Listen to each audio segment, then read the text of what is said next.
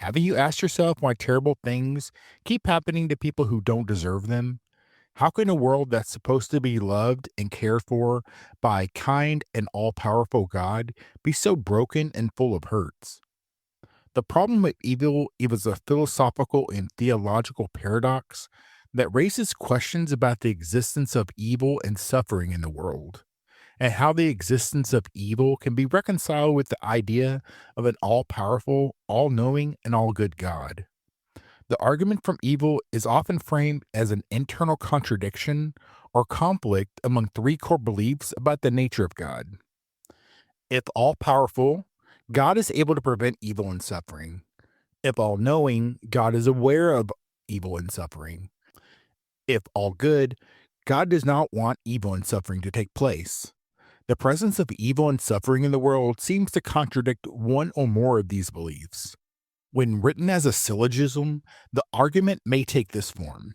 Premise 1: if an all powerful, all knowing, and all good God exists, no evil would exist. Premise 2: evil exists. Conclusion: an all powerful, all knowing, and all good God doesn't exist. The argument from evil takes different forms, and the one listed above is a version of the logical argument from evil. Another form of the argument, called the evidential argument from evil, casts the existence of evil as an inductive argument, allowing that while there may be logically conceivable reasons why God would allow some evil, other evil that seems unnecessary and gratuitous should be counted as evidence against an all powerful, all knowing, and all good God.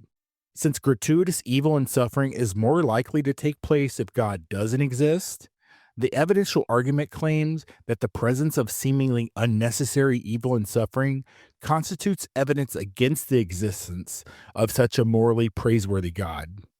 The evidential argument from evil does not necessarily claim to disprove the existence of God conclusively.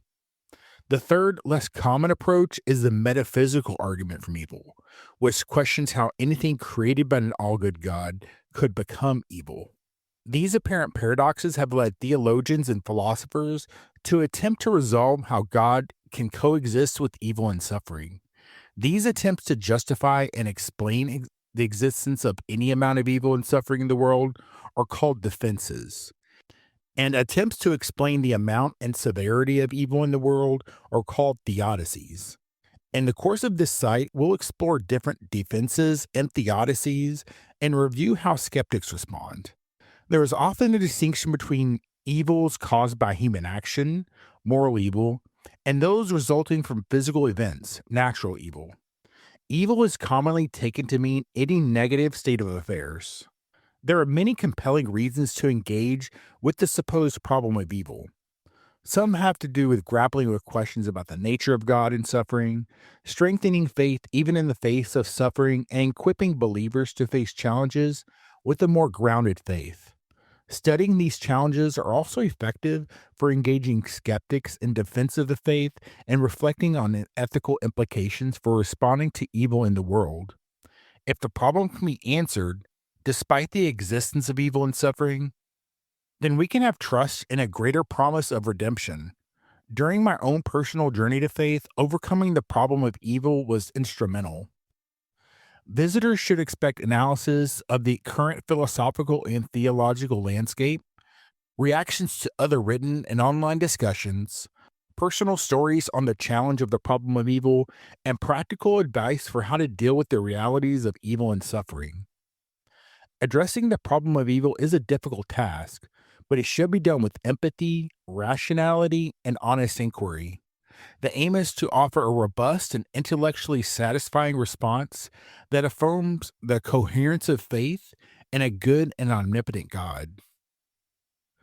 If you would like more episodes like this, be sure to subscribe.